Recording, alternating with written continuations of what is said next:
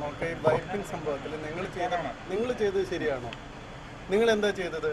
പുതുവൈപ്പിനിലെ കാര്യം യതീഷ് ചന്ദ്രയുടെ കാര്യം ക്ലിപ്പ് ചെയ്ത് ഒരുമിച്ച് ചേർത്ത് കൊടുത്തു. യതീഷ് ചന്ദ്ര വൈപ്പിനിൽ പോയിട്ടുണ്ടോ? ആദ്യം നിങ്ങൾ ആ സത്യം പറയും. യതീഷ് ചന്ദ്ര എപ്പോഴാണ് വൈപ്പിനിൽ പോയതെന്ന് നിങ്ങൾ ആദ്യം പറയും. അത് ആദ്യം പറയും. പുതുവൈപ്പിൽ നോക്കുക. അതല്ല, ഇല്ലില്ല. നിങ്ങൾ കാണിക്കുന്നത് പുതുവൈപ്പിലെ കല്ലേറിലും അവിടെ ഉണ്ടായിരുന്ന കാര്യത്തിലും ചോര ഒലിപ്പിക്കുന്നവരെയാണ് യതീഷ് ചന്ദ്രയുടെ ആളായിട്ട് കാണിക്കുന്നത്. അത് തെറ്റാണ്. യതീഷ് ചന്ദ്ര ഇവിടെ പ്രധാനമന്ത്രി വന്ന ദിവസം വാസ്തവത്തിൽ വലിയൊരു ത്രെട്ട് പോലും ഉണ്ടായിരുന്നു. ഞങ്ങൾ പുറത്ത് പറഞ്ഞിട്ടില്ല. മനസ്സിലാകുന്നുണ്ടോ? അങ്ങനെയുള്ളൊരു ദിവസം പെട്ടെന്ന് കയറി പ്രധാനമന്ത്രി പോകുന്ന റൂട്ടിൽ സംഘർഷം ഉണ്ടാക്കാൻ ശ്രമിച്ചു. അയാൾ ആരെങ്കിലും എത്രയാണ് കാണിച്ചിരിക്കുന്നത്? ഞാൻ ആ വീഡിയോ കംപ്ലീറ്റ് കണ്ടു. അപ്പോൾ ഇത് നോക്കുക. നിങ്ങൾ ആദ്യം ചെയ്യേണ്ടത്, ഇപ്പം കേരളത്തിൽ നോക്കുക, എന്ത് ഒരു വികസനത്തിൻ്റെ പ്രശ്നം വന്നാലും അവിടെ ആർക്കെങ്കിലും ഉപദ്രവം ഉണ്ടാകും. അപ്പോൾ ആ ഉപദ്രവങ്ങൾ അല്ലെങ്കിൽ ബുദ്ധിമുട്ടുകൾ ഉണ്ടാകുന്ന ആൾക്കാർക്ക് എന്താണ് ബുദ്ധിമുട്ട് അത് പരിഹരിക്കുകയാണ്. അതിന് ഗവൺമെൻറ് അടുത്ത് ഡിമാൻഡ് പറയുക, അതനുസരിച്ച് ചെയ്യുക. ഇപ്പോൾ ഒരു ഒരു പ്രോജക്റ്റ് വരുമ്പോൾ 3-4 കോടി ജനങ്ങൾക്ക് പ്രയോജനം ഉണ്ടാകും. 5000-6000 പേർക്ക് പ്രശ്നം ഉണ്ടാകും. ആ 5000-6000 പേർക്ക് മാക്സിമം പ്രശ്നം ഉണ്ടെങ്കിൽ അതിലെന്താണ് നടപടി സ്വീകരിക്കേണ്ടതെന്ന് ഗവൺമെൻറ്റിനോട് ചോദിക്കുകയാണ്. അപ്പോൾ അതല്ല നമ്മളിപ്പോൾ കേരളം മാത്രമാണ് ഇങ്ങനെയുള്ളത്. ഇപ്പോൾ കേരളത്തിലെ റോഡുകളിൽ മുഴുവൻ വാഹനങ്ങൾ നിറഞ്ഞു. 4 ലൈൻ ഒന്നും ഉണ്ടാക്കാൻ പറ്റിയില്ല. എന്താണ് കാരണം? 3000-4000 ആൾക്കാർ കൂടി ഒരു ഒബ്ജക്ഷൻ കൊടുത്താൽ ആ ഒബ്ജക്ഷൻ അനുസരിച്ച് പോവുകയാണ്. അപ്പോൾ 3.5 കോടി ആൾക്കാർക്ക് യാതൊരു പ്രശ്നമില്ല. ഞാൻ പറയുന്നത് പോലീസ് നടപടിയിലേക്ക് വരുന്നത് അതുകൊണ്ടാണല്ലോ. അപ്പോൾ അവിടെ ഒരു പ്രോജക്റ്റ് 2009 നടക്കുകയാണ്. ആ പ്രോജക്റ്റിന് പ്രൊട്ടക്ഷൻ കൊടുക്കണം എന്നുള്ളത് ഒരു നിർദ്ദേശമാണ് പോലീസിനുള്ളത്. അല്ലാതെ പോലീസുകാരുടെയും വീട്ടിൽ പോയി ആക്രമിച്ചിട്ടില്ലല്ലോ. ആരുടെയും വീട്ടിൽ പോയി ആക്രമിച്ചോ?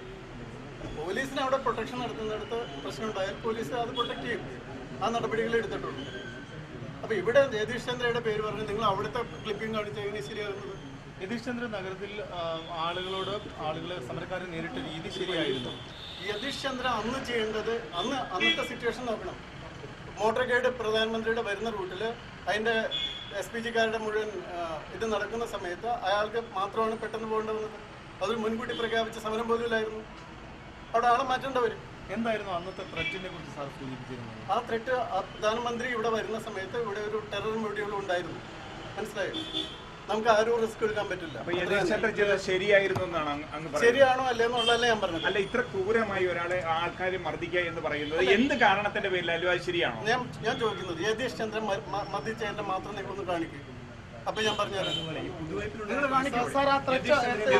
മർദ്ദിക്കുന്ന എല്ലാ ചാനലും വരുന്നുണ്ട്. എല്ലാ ചാനലും യതീഷ് ചന്ദ്ര എന്തുകൊണ്ടാണ് മർദ്ദിക്കുന്നത്? സാർ ആ ത്രെറ്റ് എത്ര വലുതായിരുന്നു?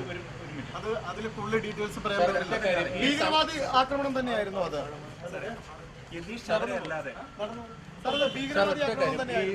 ഈ സമരത്തിന് പിന്നിൽ ഈ തീവ്ര സംഘടനകൾ ഉണ്ട്. തീർച്ചയായിട്ടും ഉണ്ട്. കാരണം അവിടെ ഒരാളില്ലാത്തവരും സമരത്തിന് വരുന്നുണ്ട്. സാർ, അതുപോലെ യതീഷ് ചന്ദ്ര അല്ലാതെ മറ്റു ഉദ്യോഗസ്ഥർ പുതുവൈപ്പിൽ നടന്ന അക്രമത്തിൽ പരിക്കേറ്റ ദൃശ്യങ്ങൾ കണ്ടല്ലോ. അത് യതീഷ് ചന്ദ്ര അല്ലായിരിക്കും. മറ്റു ഉദ്യോഗസ്ഥർക്കെതിരെ നടപടികൾ സാധ്യതയുണ്ട്. നോക്കൂ, നമ്മൾ ഈ കാര്യത്തിൽ ശരിയും തെറ്റും എല്ലാം നോക്കണം. ഇത് ചോദിച്ചുകൊണ്ട് ഞാൻ പറഞ്ഞതാണ്. ഈ ചോദിക്കുന്നതിന് നിങ്ങളുടെ ന്യൂസ് 18 കാലത്ത് ന്യൂസ് 18 നിന്നാണ് വിനോദ് എന്ന് പറഞ്ഞാൽ വിളിച്ചിരുന്നത്. അത് വേറെ എന്തോ കാര്യത്തിനാണ്. അപ്പോൾ അത് പോകട്ടെ. അപ്പോൾ ഇതിൽ ഈ കാര്യങ്ങളെന്ന് പറയുന്നത് പോലീസ് ഒരു ലബോറട്ടറിയിലല്ല വർക്ക് ചെയ്യുന്നത്. ഫിസിക്സിൻ്റെ കെമിസ്ട്രിയുടെ ലബോറട്ടറിയിലല്ല.